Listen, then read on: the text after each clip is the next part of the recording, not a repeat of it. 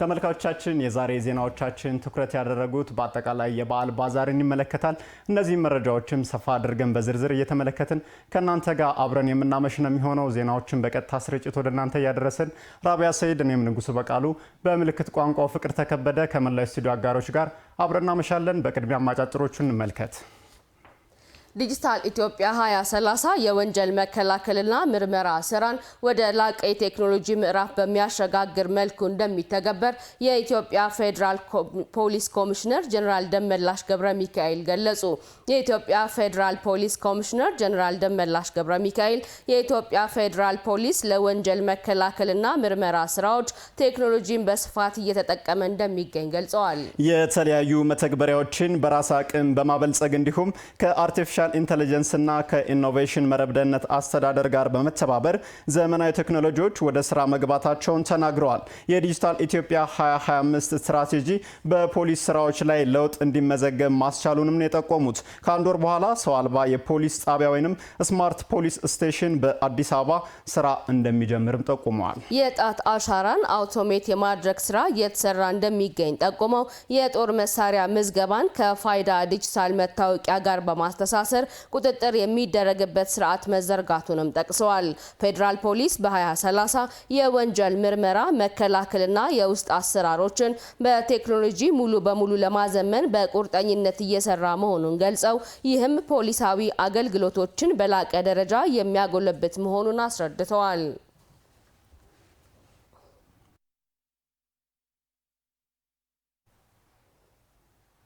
የኢትዮጵያ ሀገራዊ ምክክር ኮሚሽን ከኢትዮጵያ የሀገር ሽማግሌዎች መማክርት ጋር መከረ። ዋና ኮሚሽነር ፕሮፌሰር መስፍን አርአያ በሀገራችን ዘመን የተሻገሩ አለመግባባቶች መፍትሄ እንዲያገኙ የኢትዮጵያ ሀገራዊ ምክክር ኮሚሽን መቋቋሙን አስታውሰዋል። እንደ ዋና ኮሚሽነሩ ገለጻ ኮሚሽኑ በተለይ በሀገሪቱ በሚገኙ 1234 የተለያዩ ወረዳዎች ከሚኖሩ የህብረተሰብ ክፍሎች ከክልልና ከከተማ አስተዳደር ባለድርሻ አካላት ከፌዴራል ባለድርሻ አካላት እንዲሁም ከዲያስፖራው አጀንዳ እንዳሰባሰበ ተናግረዋል። ኮሚሽኑ በትግራይ ክልል የሀገራዊ ምክክር ሂደትን ለማስጀመር ከተለያዩ ባለድርሻ አካላት ጋር ንግግር እያደረገ መሆኑን ጠቁመው ሂደቱን ለማስጀመር የተለያዩ የዝግጅት ስራዎች እየተከናወኑ እንደሆነም ነው የጠቆሙት። የትግራይ ክልል የምክክር ሂደት እንደተጠናቀቀ የሀገራዊ ምክክር ጉባኤውን መጀመር የኮሚሽኑ ቁልፍ ተግባር መሆኑን ዋና ኮሚሽነሩ አስገንዝበዋል። የሀገር ሽማግሌዎች ኮሚሽኑ የቀሩትን ተግባራት በእቅዱ መሰረት እንዲያከናውንና እንደ ማህበረሰብ መሪነታቸው ከኮሚሽኑ ጎን በመሆን እገዛ እንዲያደርጉ ዋና ኮሚሽነሩ ጥሪ አቅርበዋል። በውይይቱ የተሳተፉ የሀገር ሽማግሌዎችም ኮሚሽኑ ያከናወነውን ስራ አድንቀው ቀሪ ተግባራቱን ከዳር እንዲያደርስ ድጋፋቸውን አጠናክረው እንደሚቀጥሉ ማረጋገጣቸውን ከኮሚሽኑ ያገኘነው መረጃ ያመለክታል።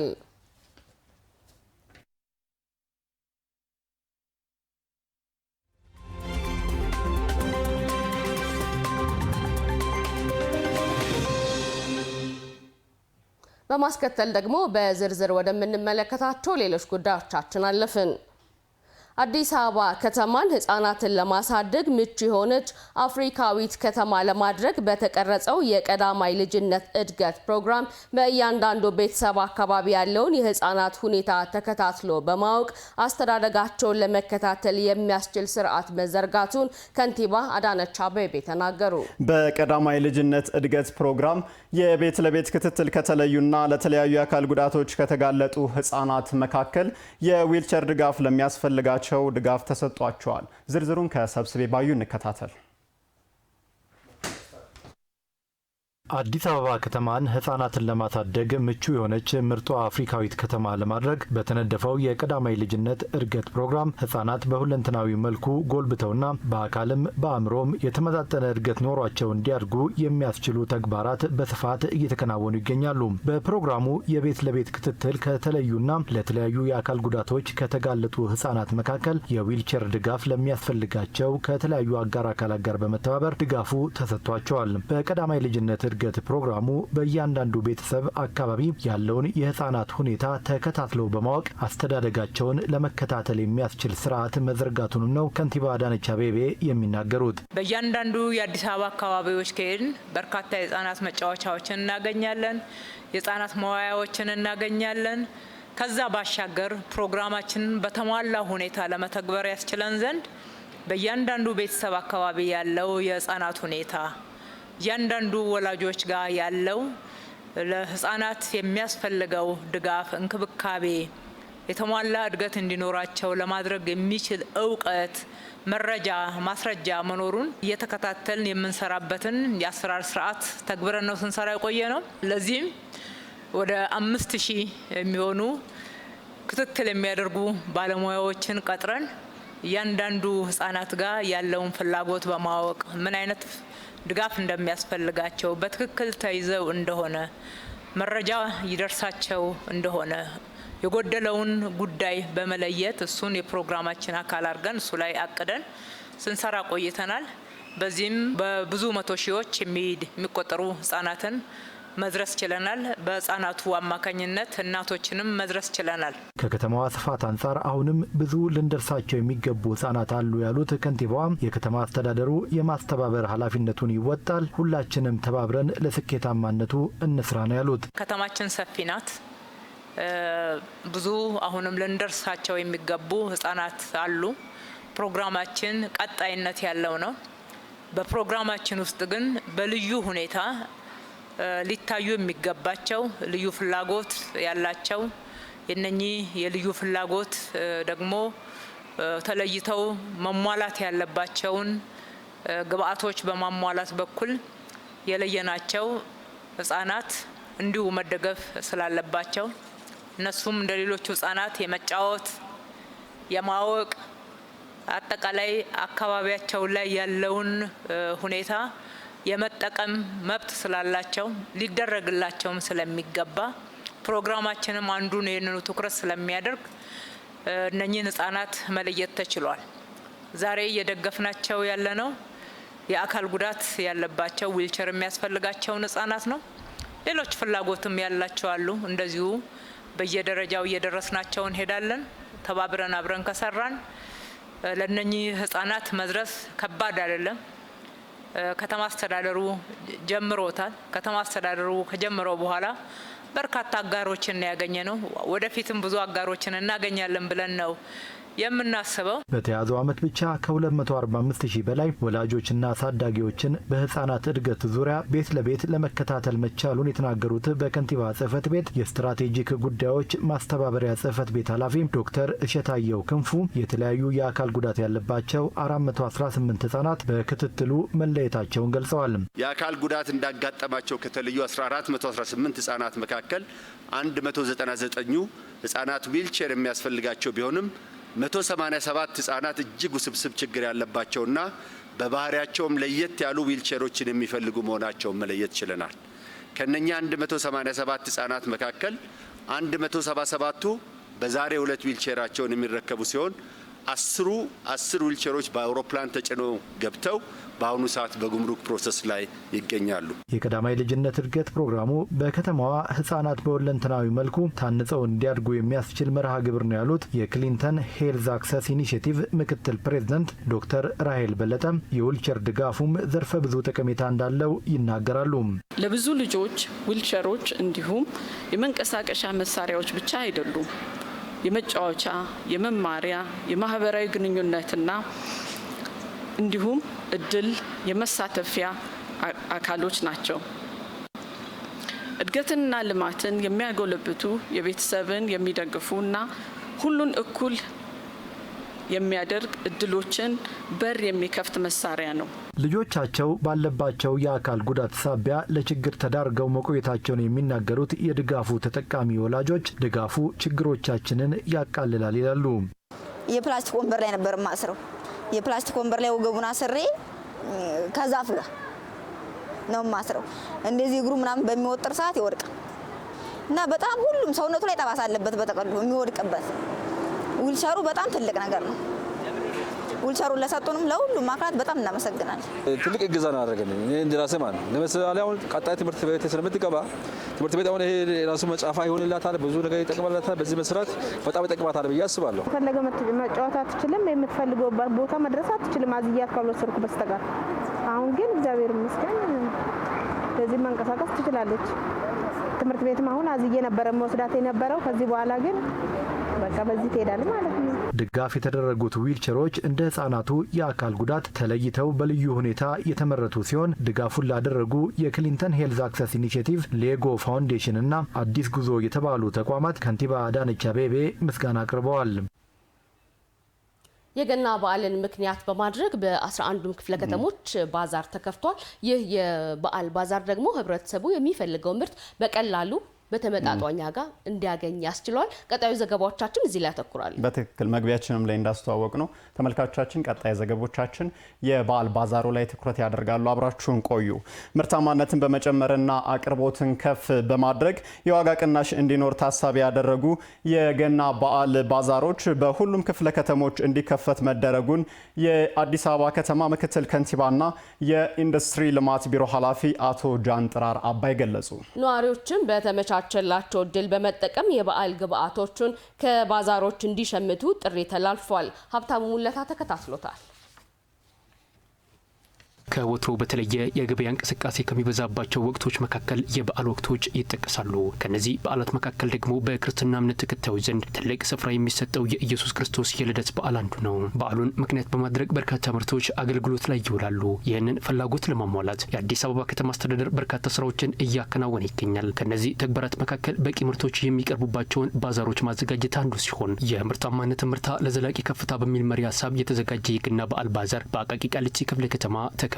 የአዲስ አበባ ከተማ ምክትል ከንቲባና የኢንዱስትሪ ልማት ቢሮ ኃላፊ አቶ ጃንጥራር አባይ በሁሉም ክፍለ ከተሞች የገና በዓል ባዛሮች የተከፈቱ መሆኑን ገልጸው ባዛሮቹ አቅርቦትን ከፍ በማድረግና ምርታማነትን በመጨመር የዋጋ ቅናሽ እንዲኖር ታሳቢ ተደርገው የተከፈቱ መሆኑን ተናግረዋል። አቅርቦትን ከፍ በማድረግ ምርታማነትን በመጨመር ለገበያ ላይ የሚታየውን አንጻራዊ የሆኑ የዋጋ ጭማሪዎች ለመቀነስ የሚያስችሉ ስራዎች መስራት አስፈላጊ በመሆኑ እዚህ ባለንበት ቦታ ላይም ተሻግሮ በክፍለ ከተማው በር አካባቢ የምናያቸው አቅርቦቶች ነዋሪው በዝቅተኛ ዋጋ አንጻራዊ ቅናሽ ባለው ዋጋ ለበዓል የሚያስፈልገውን ነገር እንዲሸምት በተቀመጠው አቅጣጫ መሰረት እየተከወነ ያለ ስለሆነ የመሸጫና ግብይት የሚከናወንበትን ቦታ በጋራ ለመጠቀም ያስችላል። ባዛሮቹ ሁሉንም ምርቶች በአንድ ቦታ ላይ ለማግኘት የሚረዱ መሆናቸውን የጠቆሙት አቶ ጃንጥራር አቅራቢዎች ምርቶችን በበቂ ሁኔታና በተመጣጣኝ ዋጋ በማቅረብ ኃላፊነታቸውን ሊወጡ እንደሚገባ አጽንኦት ሰጥተዋል። ሁሉንም አይነት ምርቶች በአንድ ቦታ ላይ ለማግኘት ለሸማቹ ምቹ ሁኔታ ይፈጥራል። ምርታችሁን ይዛችሁ ወደዚህ ግብይት ማዕከል የወጣችሁ ኤግዚቢተሮች ደግሞ እንደ ሽንኩርት፣ ቲማቲም፣ እንቁላል፣ ዘይት እንደዚሁም የግብርና የሰብል ውጤቶች እና ዱቄትና የመሳሰሉት ዝቅተኛ ገቢ ያላቸው ወገኖቻችን በቀላሉ ገዝተው እንዲጠቀሙ ማድረግ የሚገባ ስለሆነ ምርቱን በተከታታይ በማቅረብ የዋጋ ንረት እንዳይከሰት በማድረግ ተባባሪነታችሁ እንድታስቀጥሉ አደራ ማለት እፈልጋለሁ። የአቃቂ ቃሊቲ ክፍለ ከተማ ዋና ስራ አስፈጻሚ አቶ አለማዮ ሚጀና በባዛሩ 130 ኢንተርፕራይዞች፣ 360 አንቀሳቃሾች፣ ህብረት ስራ ማህበራትና ሌሎች አካላት እንዲሳተፉ መደረጉን ገልጸው በቂ አቅርቦት መኖሩንም ተናግረዋል። 130 ኢንተርፕራይዞች እዚያ ብታዩት እንዲሳተፉ አድርገናል። ወደ 360 አንቀሳቃሾች ይሆናሉ። ከኢንዱስትሪ ወደ 28 ትላልቅ ኢንዱስትሪዎች አምራች የሆኑት በክፍለ ከተማችን ተሳትፏል። ከጥቃቅንም ወደ 130 የሚሆኑ አሉ። ህብረት ስራ ማህበራት ያሉን በሙሉ 12ቱንም አሳትፈናል። በርካታ ነጋዴዎች እዚህ እንዲሳተፉ ጋብዘን እንዳያችሁት እየተሳተፉ ይገኛሉ። አቅራቢዎች በበኩላቸው ምርቶች በተመጣጣኝ ዋጋና በበቂ ሁኔታ የቀረቡ መሆኑን ገልጸዋል።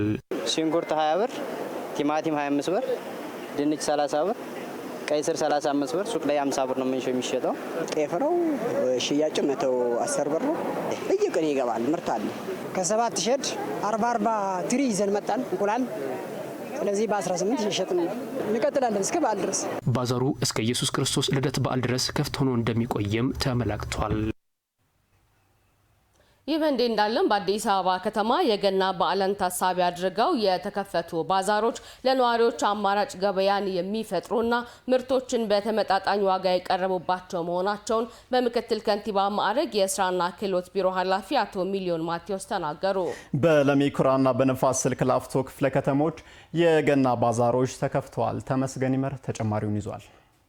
ልማትን ከዜጎች ተጠቃሚነት ጋር አጣጥማ የምትጓዘው አዲስ አበባ ከተማ ያለምንም ደላላ ጣልቃ ገብነት አምራችና ገዥን ለማገናኘት በመዲናዋ መግቢያ በሮች ላይ ግዙፍና ዘመናዊ የገበያ ማዕከላትን ገንብታ እንካቸው ብላለች። ወዲህ ደግሞ የምርት ስርጭት በሁሉም የከተማው አካባቢዎች ይደረስ ዘንድ የቅዳሜና እሁድ ገበያዎች ገበያን የማረጋጋት ሚናን ይወጣሉ። መጪውን የገና በዓል ምክንያት በማድረግም ምርትን ከአምራቹ በቀጥታ ለሸማቹ የሚያቀርቡ ባዛሮች ተከፍተዋል። የለሚኩራና የንፋስ ስልክ ክፍለ ከተሞችም የገና ባዛርን ከፍተዋል። በለሚኩራ ክፍለ ከተማ ተገኝተው የገና ባዛሩን ያስጀመሩት በምክትል ከንቲባ ማዕረግ የአዲስ አበባ ከተማ ስራና ክህሎት ቢሮ ኃላፊ አቶ ሚሊዮን ማቴዎስ አዲስ አበባ ከተማ በልማትና እድገቷ ልክ ሰው ተኮር የሆኑ ስራዎችን በዋናነት ትሰራለች ብለዋል። የተከፈቱ ባዛሮችም መጪውን የገና በዓል ታሳቢ በማድረግ አንድም አማራጭ ገበያን የሚፈጥሩ፣ በሌላ መልኩ ደግሞ የደላላ ጣልቃ ገብነትን በማስቀረት ጥራት ያላቸውን ምርቶች በተመጣጣኝ ዋጋ የሚያቀርቡ ይሆናሉ ብለዋል። እንደዚህ አይነት ባዛሮች በዋናነት አምራቹንና ተጠቃሚውን የሚያገናኙ ናቸው።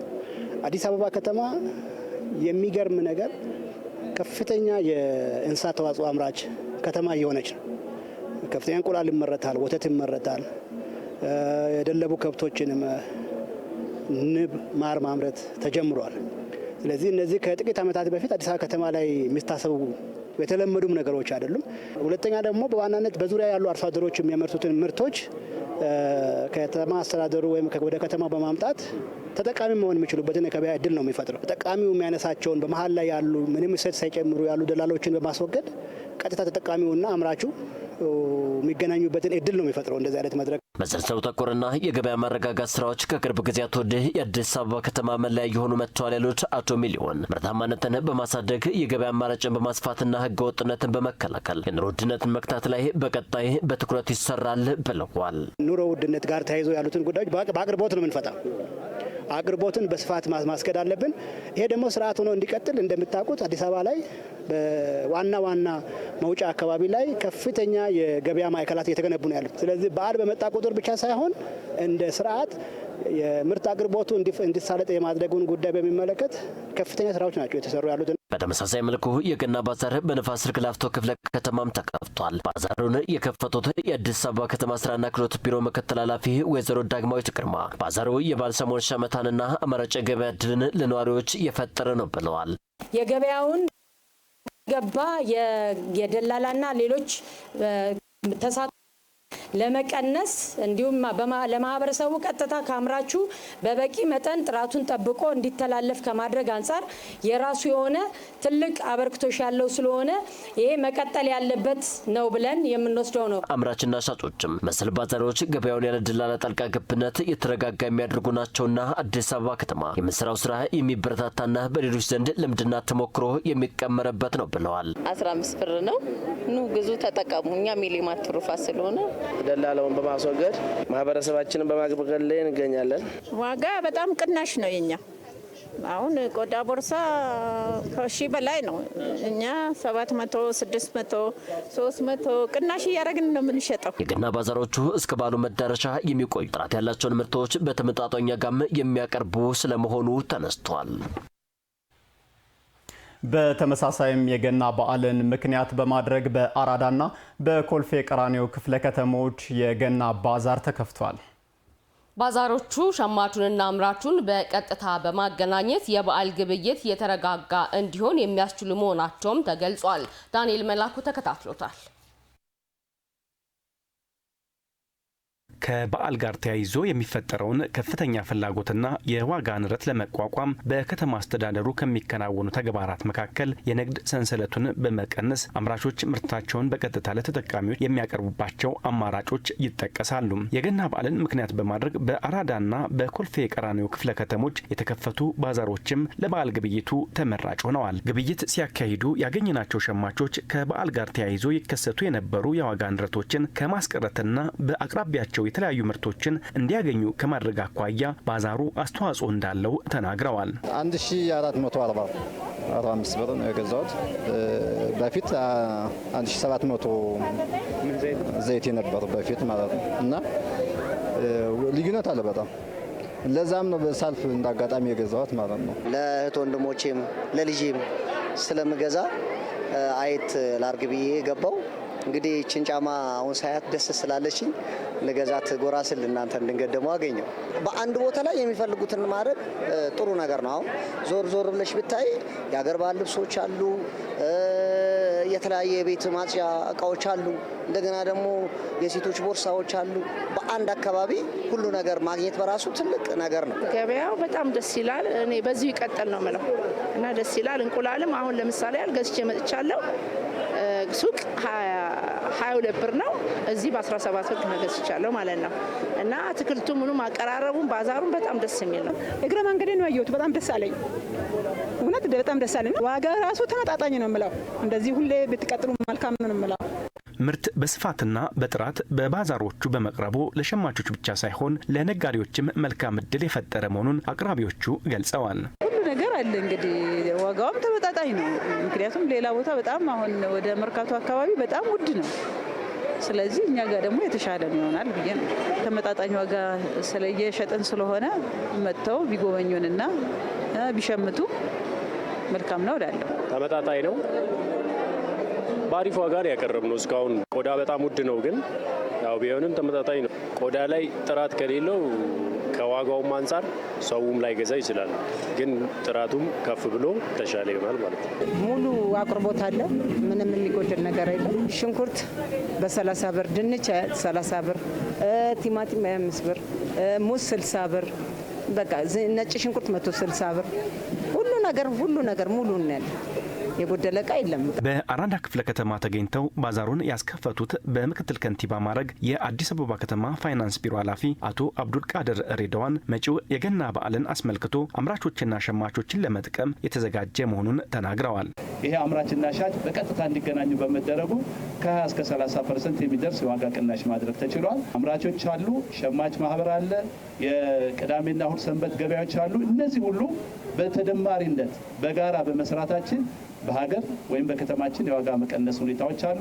አሁን ባለው ሁኔታ የሚቀጥል ከሆነ ወደ ሲንግል ዲጂት የዋጋ ንረቱ የሚቀንስበት ሁኔታ አለ ማለት ነው። በተመሳሳይ በኮልፌ ቀራኒዮ ክፍለ ከተማ የተዘጋጀውን ባዛር የከፈቱት የአዲስ አበባ ሰላምና ጸጥታ አስተዳደር ቢሮ ኃላፊ ወይዘሮ ሊዲያ ግርማ በተመጣጣኝ ዋጋ የእንስሳት ተዋጽኦና የኢንዱስትሪ ምርቶች በባዛሩ መቅረባቸውን አንስተዋል። ከበዓል ግብይት ጋር ተያይዞ በሚኖሩ እንቅስቃሴዎች ማህበረሰቡ ከጸጥታ አካላት ጋር በመቀናጀት ስርቆትና የማጭበርበር ስራዎችን እንዲከላከልም ጥሪ አቅርበዋል። እንደሚታወቀው በጣም የገበያ ቦታዎች ላይ በርካታ ማህበረሰብ የሚንቀሳቀስ እንደመሆኑ መጠን ከሚንቀሳቀሰው ኃይል ጋር ደግሞ ሐሰተኛ የብር ኖቶች እንዲሁም ደግሞ ገበያተኛ መስሎ የሚኖሩ ኪስ አውላቂዎችም ሌቦችም አይጠፉምና በዚሁ መልእክት ማስተላልፈው በቂ የጸጥታ ጥበቃ በተለይ በባዛሮቻችንና የንግድ ማዕከላት ላይ የሚኖር ይሆናል። ነገር ግን እንደዚህ አይነት ክስተቶችም ሲኖሩ ግን በተለይ ማህበረሰቡ ለጸጥታ መዋቅሩ እንደከዚህ ቀደሙ ተባባሪነቱን እንዲያሳይ ነው ማሳሰብ የምፈልገው። አዲስ ሚዲያ ኔትወርክ ላይ ትገኛላችሁ ተመልካቾቻችን። ስርጭታችንን ለመከታተል ትችሉ ዘንድ ደግሞ በድረገጻችን www.mn.gov.et በፌስቡክ እና በዩቲዩብ ገጾቻችን ደግሞ አዲስ ሚዲያ ኔትወርክ ለቋንቋዎች ኤምኤን ፕላስ ላይ ልታገኙ ትችላላችሁ። ዘገባዎቻችን እንደቀጠሉ ናቸው። ተመልካቾቻችን በተያያዘ ዜናም የገና በዓልን ምክንያት በማድረግ በቦሌና የካ ክፍለ ከተሞች ኤግዚቢሽንና ባዛር ተከፍቷል። ራሄል አበበ ተጨማሪውን ይዛለች። የአዲስ አበባ ከተማ አስተዳደር በበዓላት ወቅት ለበዓል ፍጆታ የሚውሉ ምርቶችን ማህበረሰቡ በተመጣጣኝ ዋጋ በአንድ ቦታ ያገኝ ዘንድ በየጊዜው የተለያዩ ኤግዚቢሽንና ባዛሮችን ያዘጋጃል። የፊታችን እሮብ በክርስትና እምነት ተከታዩ ዘንድ በድምቀት የሚከበረውን የኢየሱስ ክርስቶስ የልደት በዓልን ምክንያት በማድረግም በተለያዩ ክፍለ ከተሞች ኤግዚቢሽንና ባዛሮች ተከፍተዋል። ኤግዚቢሽንና ባዛሮች ከተከፈቱባቸው ክፍለ ከተሞች መካከል የየካና ቦሌ ክፍለ ከተሞች ተጠቃሽ ሲሆኑ የግብርናና የኢንዱስትሪ ምርቶች በስፋትም ቀርበዋል። በክፍለ ከተሞቹ የተዘጋጁትንም ባዛሮች የከተማዋ ከፍተኛ አመራሮች ከፍተዋል። ባዛሮቹ ሁሉንም ምርቶች በአንድ ቦታ ላይ ለማግኘት የሚረዱ ስለመሆናቸውም ተመላክቷል። እነዚህ ባዛሮችና 239 ቅዳሜና እሁድ ገበያዎች ላይ በርካታ ምርቶች ቀርበዋል። በተለይ ለገና በዓል የሚፈለጉት እንቁላል፣ ዶሮ፣ የእርድ እንስሳቶች ከበቂና በቂ በላይ ነው ለከተማው ላይ አቅርቦቱ እየቀረበ ያለው።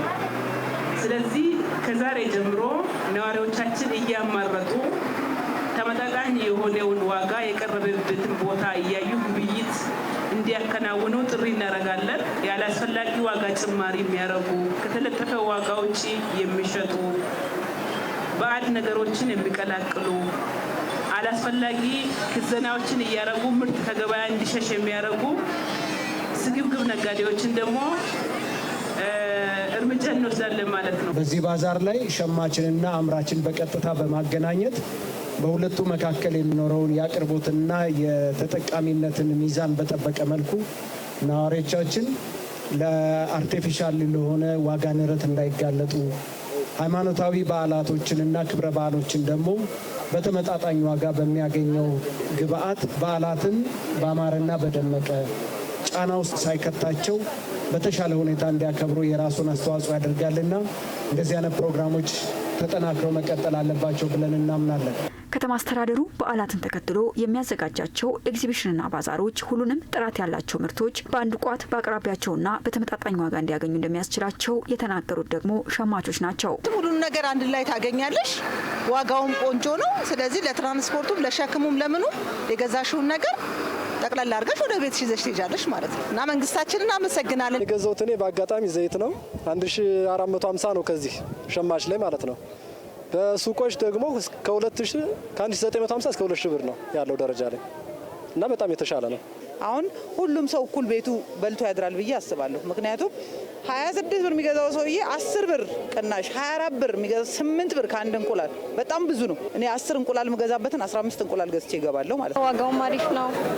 ሽንኩርት፣ እንቁላል፣ ጊዜም ጉልበትም ሁሉ ነገር ገንዘብም ሁሉም ይቆጥባልና አሪፍ ነው። አምራቾች በበኩላቸው ኤግዚቢሽንና ባዛሮች ምርታቸውን ለማስተዋወቅ ብሎም የገበያ ትስስርን ለማጠናከር እድል የሚፈጥር ነው ብለዋል። ለጋ ቅቤ ከ900 እስከ 950 አለ። ያኛው መካከለኛው ደግሞ ለጋ 900። አንደኛ ያው ምርታችን እያስተዋወቅን ያለንን በሰፊው በተለያየ ቦታ ማህበረሰቡ እንዲህ ባማረ ሁኔታ እያከፋፈልን ለሰዎቹም ያው በተመጣጣኝ ዋጋ ሰውም እንዳይጎዳ እኛም ደግሞ ያው ቦታ እድል የመስራት እድል ሰጥተውናል። እናመሰግናለን። ሽንኩርት አሁን ከ25 እስከ 30 ብር ነው። በጣም ቆንጆ ነው። ጥቂተኛ ቲማቲም ከ20 እስከ 25 ብር ነው። እስከ 30 ብርም አለ። ግን አሁን ሞስሌኛ እየሸጥን ያለ ነው ምንድነው 25 ብር ነው እየሸጥን ያለ ነው ገበያ ላይ ማለት ነው። ኤግዚቢሽንና ባዛሩ እስከ በዓል ዋዜማ ድረስ የሚቀጥል ሲሆን በዓልን ምክንያት በማድረግ የሚከሰተውን የአቅርቦት እጥረትና የዋጋ ንረትን ለመቆጣጠር ያለመ መሆኑም ተመላክቷል። ተመልካቾቻችን አዲስ ሚዲያ ኔትወርክ ላይ ትገኛላችሁ። የዕለተ አርብ ኤምኤን 27 ምዕራፍ 2 በርካታ መረጃዎችን ወደ እናንተ በቀጥታ ስርጭት እያደረሰ ነው የሚገኘው። አሁን ደግሞ ከገና ባዛር ዜናዎች ወጣ ያሉ መረጃዎችን እንመለከታለን። አብራችሁን አምሹ። በኢትዮጵያ ያለውን የቡና ሀብትና ልዩ የተፈጥሮ መስህቦች በዓለም ቱሪዝም ኢንዱስትሪ ውስጥ ተገቢውን ቦታ እንዲያገኙ የማስተዋወቅ ስራ መሰራት እንዳለበት ተገለጸ። በቱሪዝም ሚኒስቴር የተዘጋጀው የብዙሃን መገናኛዎች የቡና ቱሪዝም የትውውቅ ጉዞ በዛሬው ዕለት በደቡብ ምዕራብ ኢትዮጵያ ክልል ከፋ ዞን በቦንጋ ከተማ ዙሪያ ጉብኝት አድርጓል። በዚህ ጉዳይ ላይ ተጨማሪ መረጃ ሊያደርሰን ባልደረባችን ካስዬ ማንጎዳ በቀጥታ መስመራችን ላይ ይገኛል። ካስዬ እንደምናመሻ። አጠቃላይ የነበረው የቡና ቱሪዝም የትውውቅ ጉዞና ጉብኝቱ ምን ይመስል ነበር? አመሰግናለሁ። የስቱዲዮ ባልደረቦቻችን እንደምን አመሻችሁ። ራቢያና ንጉሱ እንዲሁም ተመልካቾቻችን በተለይ ደግሞ የአዲስ ሚዲያ ኔትወርክ የትውልድ ድምጽ ተመልካቾቻችን እንደምን አመሻችሁ ማለት እንወዳለን። እንግዲህ ራቢያ ቀደም ሲል አንቺ እንዳነሳሽው በቱሪዝም ሚኒስቴር አዘጋጅነት የመገናኛ ብዙሃን የቡና ቱሪዝም ጉብኝትን በደቡብ ኢትዮጵያና በደቡብ ምዕራብ ኢትዮጵያ ከታህሳስ 20 ጀምሮ በእነኛ አካባቢዎች ላይ ጉብኝት እያደረገ ይገኛል ማለት ነው። ዛሬ ላይ የምንገኘው ደግሞ በለምለሚቷ ምድር በደቡብ ኢትዮጵያ የምትገኘው የከፋ ዞን ነው። እንግዲህ ለ5 ቀናት ነው ይህ ጉብኝት ሲደረግ የቆየው ማለት ነው። ራቢያ፣ ይህ ዋና ዓላማው የዚህ ጉብኝት ኢትዮጵያ ያላትን ተፈጥሮ ሀብት በተለይ ደግሞ የቡና ሀብት ከመጠጥነት ባለፈ ወደ ቱሪዝም ሴክተር ወይንም ደግሞ የቱሪዝም መዳረሻ እንዲሆን ከማስተዋወቅ አንጻር ሚዲያው ምን ሊሰራ ይገባል የሚል ግንዛቤ ለመፍጠር ዓላማ አድርጎ በደቡብ ኢትዮጵያ ያሉ የቡና አምራች አካባቢዎች ላይ እየተደረገ ያለ ጉብኝት ነው ማለት ነው። እንግዲህ ትላንት ማምሻውን ይህ የመገናኛ ብዙሃን የተለያዩ አካላቶች በደቡብ ምዕራብ ኢትዮጵያ በለምለሚቷ ምድር ከፋ ዞን ከትሞ በዛሬው ዕለት ደግሞ የተለያዩ አካባቢዎችን በተፈጥሮ የተባረኩ የተፈጥሮ ጸጋን የተላበሱ አካባቢዎችን ሲጎበኝ ነው የዋለው ማለት ነው።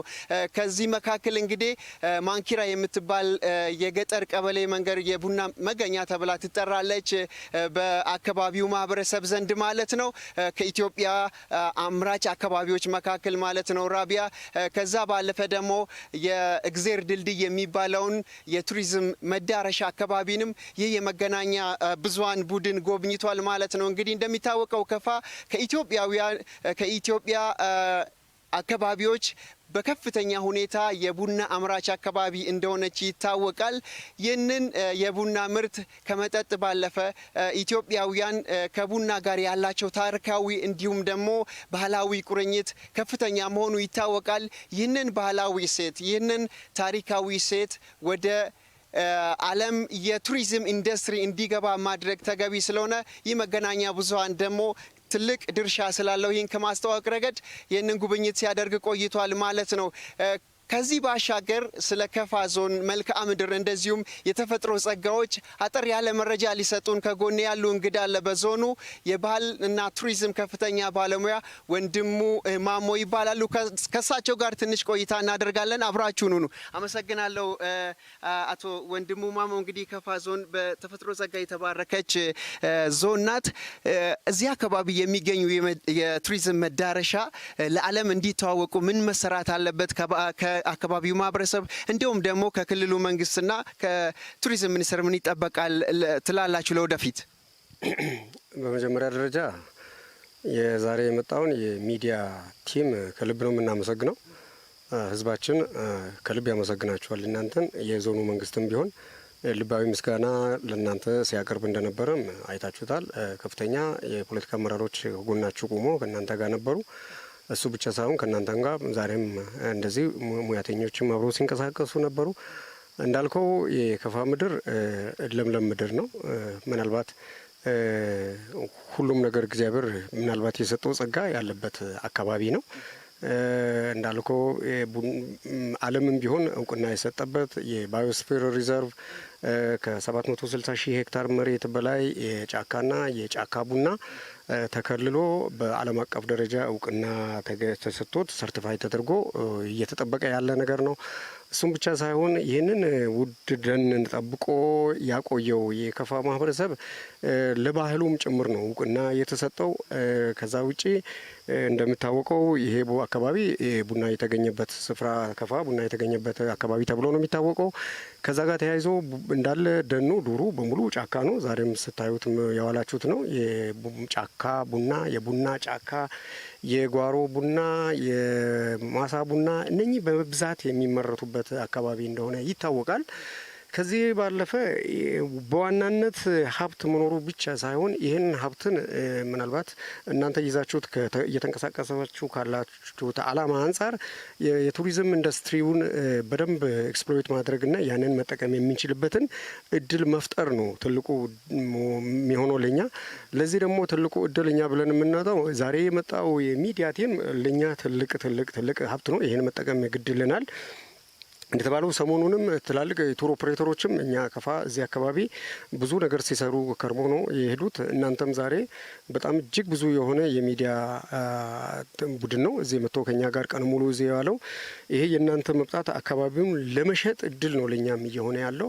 ሚዲያ የማስተዋወቅ እድሉን እናንተ ስትወስዱ፣ ይህን አካባቢ ለሌላ አካባቢ ወስዳችሁ ስታስተዋውቁ፣ እኛ ደግሞ ያለንን ሀብት ተንከባክበን ስንጠብቅ፣ ህዝባችን ደግሞ ለዚህ ራሱን አዘጋጅቶ ሲጠብቅ እና በዚህ መካከል ያንን ኢንዱስትሪ የቱሪዝም ኢንዱስትሪውን መሻማት ስንችል ነው እኛ ከፋዎችን መጠቀም የምንችለው። ዞሮ ዞሮ እንደ ሀገርም ትልቅ አቅም መሆን የምንችልበት እድል ስለሆነ እኛም ሀብት ጠብቀን ያቆይተናል። ለቱሪስቱ ምቹ ኢንቫይሮንመንት እንፈጥራለን። አካባቢው በጣም ሰላማዊ የሆነ ነገር የትኛውም እንግዳ መጥቶ የፈለገ ቦታ ላይ ጎብኝቶ ያለምንም ኮሽታ የፈለገውን ነገር አድርጎ ሊመለስ የሚችልበት አካባቢ ነው። የእንግዶች ማረፊያ ምርጥ ጥሩ የእንግዶች ማረፊያ አካባቢ ላይ እየተገነባ ነው። ሪዞርቶች፣ ደረጃ የጠበቁ ሆቴሎች እየተገነቡ ነው። ይሄ ደግሞ ቱሪስቱን ለማሳረፍ ትልቅ አቅም ነው ለኛም እየሆነ ያለው። ከቦንጋ ከተማ እንደምታወቀው የደቡብ ምዕራብ ኢትዮጵያ ህዝቦች ክልላዊ መንግስት የመንግስትና የፖለቲካ መቀመጫ ማዕከል ናት። ይሄ ደግሞ ለቱሪዝምም ይሄ ምንድነው የኮንፈረንስ ቱሪዝም፣ የስብሰባ ቱሪዝምን ለመምራት፣ ሃይማኖታዊ ቱሪዝምን ለመምራት፣ ሌሎች እንደኚህ ሪሰርች ቱሪዝምን ለመምራት፣ ከዛ ውጪ ሌሎች ጎብኚዎችን ለመምራት ትልቅ አቅም እየፈጠርን ስላለ መምጣት የሚገባ አካል መጥቶ አካባቢውን ቢጎበኝ ለኛ ደስተኞች ነን። ስለዚህ የኛ መጠቀም ዞሮ ዞሮ የሀገር መጠቀም ስለሆነ በዚህ ልክ እናንተም በተገቢ መልኩ አስተዋውቁልን። እኛም እንግዶቻችን ለመቀበል ምንችለውን ያህል ዝግጅት እያደረግን እንጠብቃለን ብዬ አስባለሁኝ። በጣም አመሰግናለሁ ክቡር አቶ ወንድሙ። ክቡራን ተመልካቾቻችን እንግዲህ ከአቶ ወንድሙም እንደሰማነው ኢትዮጵያ በተፈጥሮ ጸጋ እንዲሁም ደግሞ ውድ በሆነው የቡና ምርት የምትታወቅ ሀገር ናት። ቡና የኢትዮጵያ ኢኮኖሚ ዋልታ እንደሆነ ይታወቃል። ይህንን ከመጠጥ ባሻገር ደግሞ ወደ ዓለም ኢንዱስትሪ ገበያ እንዲገባ የማስተዋወቅ ስራ እንደዚሁም ደግሞ የግንዛቤ የመፍጠር ስራ በከፍተኛ ሁኔታ ሊሰራ ይገባል የሚለው መልእክታችን ነው። እንግዲህ በቱሪዝም ሚኒስቴር አዘጋጅነት ከታህሳስ 20 ጀምሮ እስከ 25 ድረስ ሲደረግ የነበረው የቱሪዝም መዳረሻ ጉብኝት ከሲዳማ ክልል ጌዲዮ እንደዚሁም ደግሞ በኦሮሚያ ክልል በጅማ ዞን ሲደረግ የነበረው የቡና ቱሪዝም ጉብኝት በዛሬው ዕለት በዚህ መልኩ ተጠናቋል ማለት ነው። ይህን ሲያደርሳቸው የነበረው አዲስ ሚዲያ ኔትወርክ የትውልድ ድምጽ ከቦንጋ ከተማ ከደቡብ ኢትዮጵያ ክልል ነው። ካስዬ ከቦንጋ ላደረስከን መረጃ እጅግ አድርገን እናመሰግናለን። አንተም እንግዳ መልካም ምሽት እንዲሆንላችሁ ተመኘን።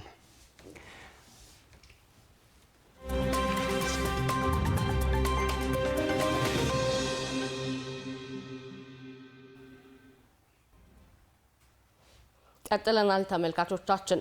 ሀገር በቀል የሆኑ እውቀቶችንና የእደ ጥበብ ስራዎችን ጠቀሜታ በማሳየት ለእደ ጥበብ ስራ አምራቾች የገበያ ትስስር መፍጠር ላይ በስፋት እየተሰራ እንደሚገኝ የአዲስ አበባ ከተማ ባህልና ኪነ ጥበብ ቢሮ አስታወቀ። ተመልካቾቻችን እንግዲህ ቢሮው ሀገር የተሰኘ የባህል ኢንዱስትሪን የሚያነቃቃ የእደ ጥበብ ፈጠራዎችን በዛሬው ዕለት አውደ ርዕይ ያካሂዷል ማለት ነው። ተመልካቾች ከመሸጋገሪያ ተመልሰን በኋላ ስንመጣ የውጭ መረጃ ወደ እናንተ የምናደርስ ይሆናል።